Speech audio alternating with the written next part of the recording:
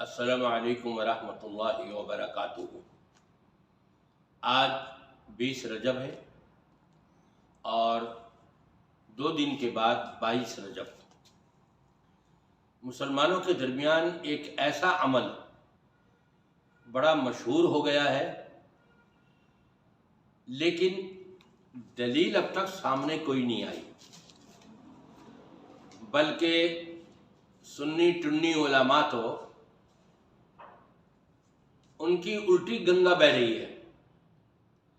کہتے ہیں جی کسی کام کرنے کے لیے دلیل کی ضرورت نہیں ہوتی، بلکہ شریعت میں اگر کسی کام سے منع کیا گیا ہو، روکا گیا ہو، تو اس کی دلیل چاہیے۔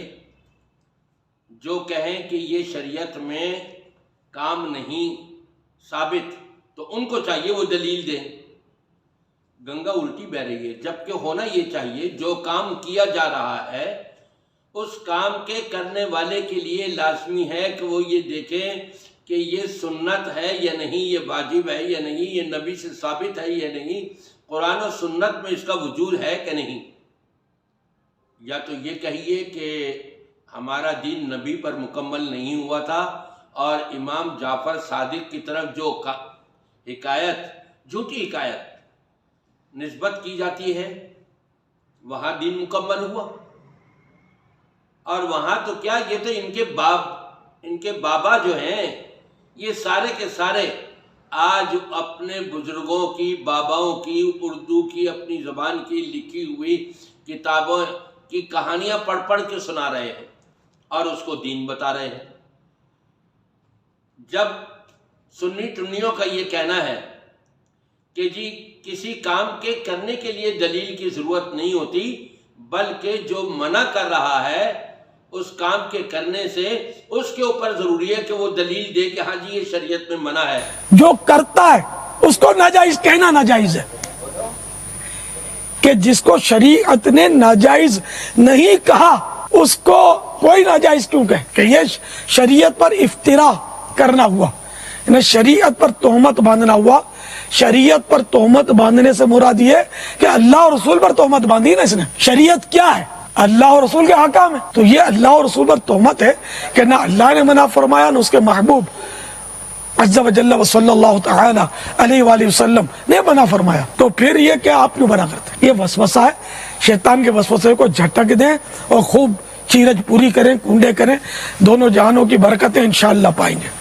میں ان سنی ٹنیوں سے کہوں گا کہ مجھے قرآن اور سنت سے کہیں یہ دکھا دیں کہ نبی پاک صلی اللہ علیہ وسلم نے یہ فرمایا ہو کہ تم ہر رکعت میں 3 یا 4 سجدے نہ کرنا، جبکہ سجدے کے بارے میں عام روایت ہے کہ بندہ اپنے رب کے بہت ہی قریب ہوتا ہے جب سجدے میں ہو، تو پھر سجدے تو زیادہ کر لینے والے کو نہ روکا جائے، یہ تو دین سارا تتر بتر ہو جائے گا۔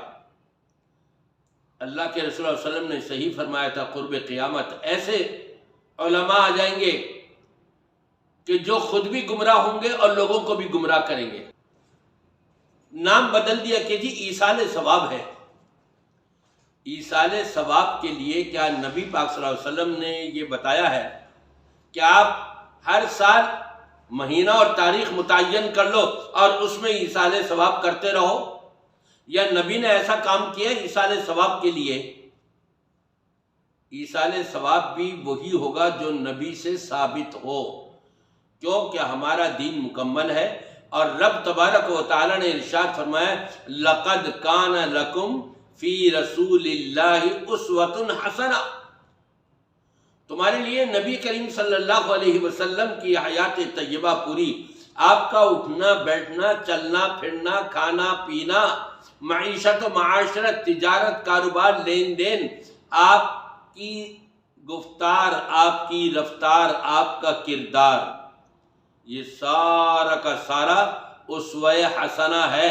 اس میں دکھا دو کہ کہیں مل رہا ہے، آپ کی کوئی گفتار ہو اس سلسلے میں، آپ کا کوئی کردار ہو، آپ کا کوئی فعل ہو، آپ کا کوئی قول ہو اس بارے میں۔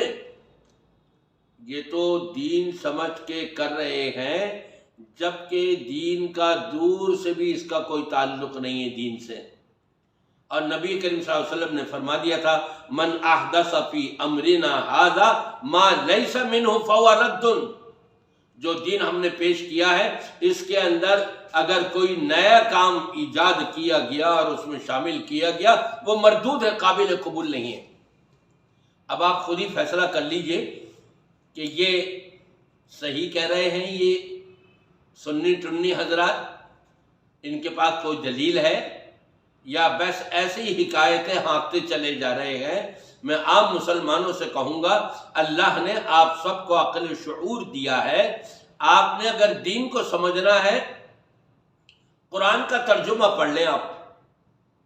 لیکن یہ کوکب نورانی جس کی بات ابھی آپ نے سنی، یہ خود کہتا ہے کہ نہیں جی قرآن کا ترجمہ نہ پڑھنا، بہک جاؤ گے۔